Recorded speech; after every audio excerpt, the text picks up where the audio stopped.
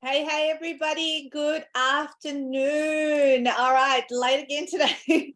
I'm not very good at sticking to my midday schedule for these lives. It gets so busy before lunchtime. I've even just finished lunch and it's 2 o'clock here in Melbourne. I'm just checking out my live on my phone.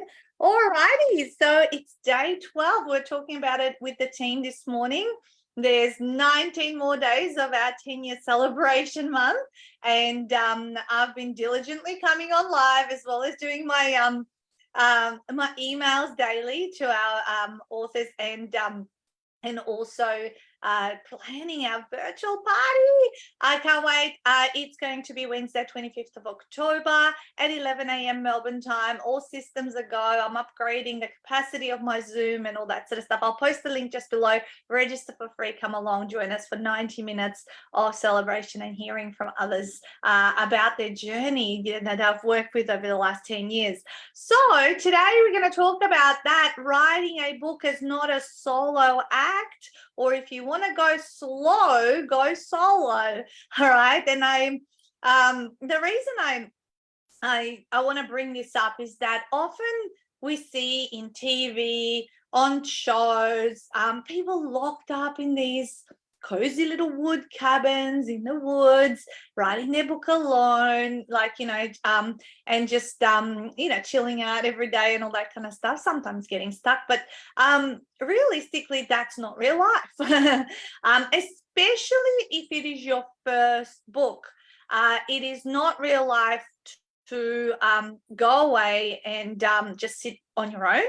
Now, why do I say that? Because it's a different kind of a feeling when you're a first-time author. You don't know what's about to turn up around the corner. You don't know emotionally how you're going to handle the journey. Often you might stumble upon writer's block, and do you know how to get yourself unstuck? So for your very first book, my biggest advice I can give you is do it with a community, with support, with people that actually have done it before, so that you can follow their advice, listen, be coached through mental funk, as we like to call it, and unstuck. Like often, well, when I was writing my first book, for example, I had no idea how to unpack a book, how to unpack any chapters, what should go into a book. So I made a lot of mistakes because I simply didn't know what I didn't know. And I see this happen and play out time and time and time again. And the reason I also can talk about it right now, because for 10 years, I will often have people who will come and ask for our support and help after they have done a book on their own. And then we need to fix it, right? Because they didn't do it in a professional way. And actually that tends to take away from someone's credibility rather than adding to it. So when you're in a group scenario, especially for your first book, you have got timelines. You have got particular things that need to be done by a particular time. You have got checklists, especially if you're doing it in a program, that are going to give you all the guidance that you wouldn't have been able to work out for yourself for many, many years. So it is a lot of trial and error when you're doing things on your own. I don't know if you have tried to fix something in your house, or, like a lot of people do it yourself kind of projects around the house, right? I know I've been one of them.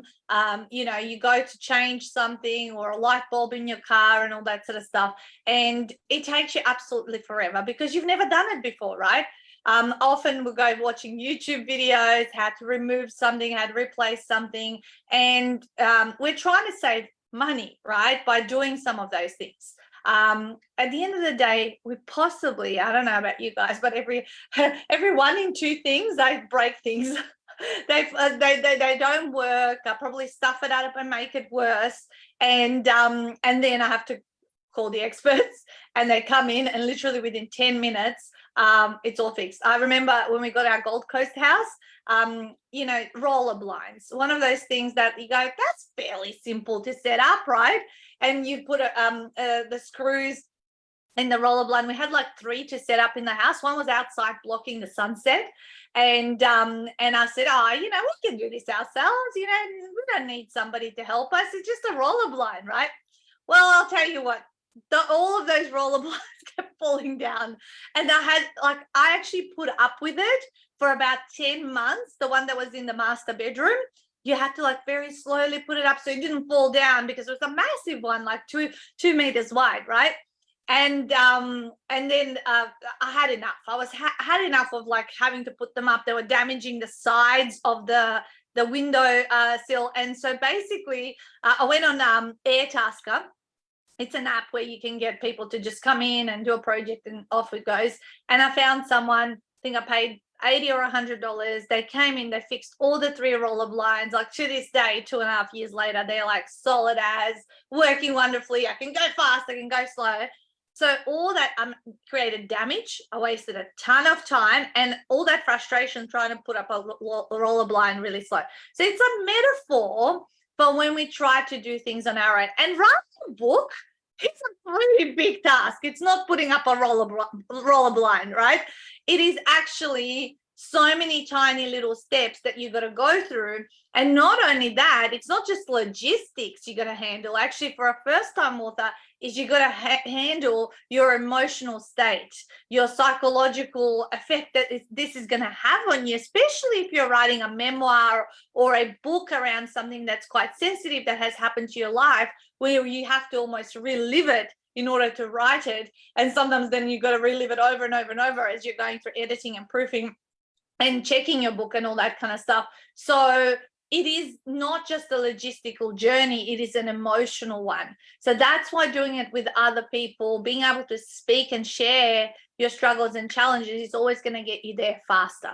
Okay, same thing. If you want to improve your health or do like exercise, you go become a member of a gym or hire a personal trainer so that you show up when you have paid and invested to show up. Another thing, let's talk about investing. You know, why do so many people say, I've been trying to write a book, but I haven't been able to do it for 5, 10, 15, 20 years, and they keep trying on their own?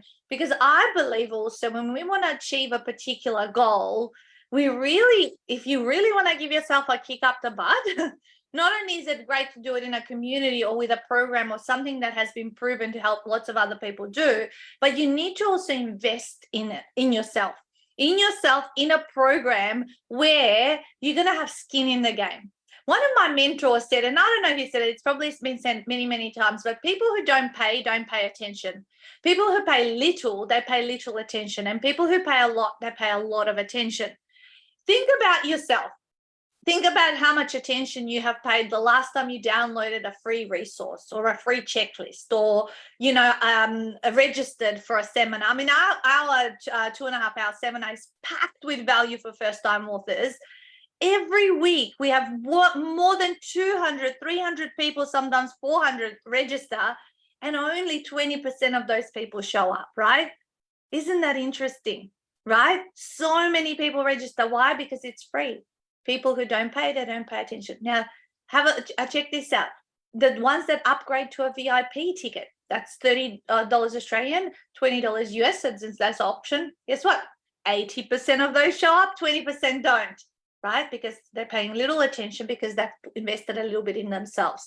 So I know also over the 13 years, you know, having invested so many times in mentors, high-end programs, where do I move the fastest in my growth? Where do I move and actually really commit to taking action and listening to recordings, following, attending support calls? I do it when I have invested in a program, when I have invested with a mentor, and I like hang on to their every word, because I go, I need to get my return on investment. I need to make something happen with this, right? And therefore, you know, I listen, I pay attention, I take action, you know, go out there, you know, what is it, the actions I need to take to get a return on investment from this, you know, this particular mentor or this program. So that's a big part of also finishing.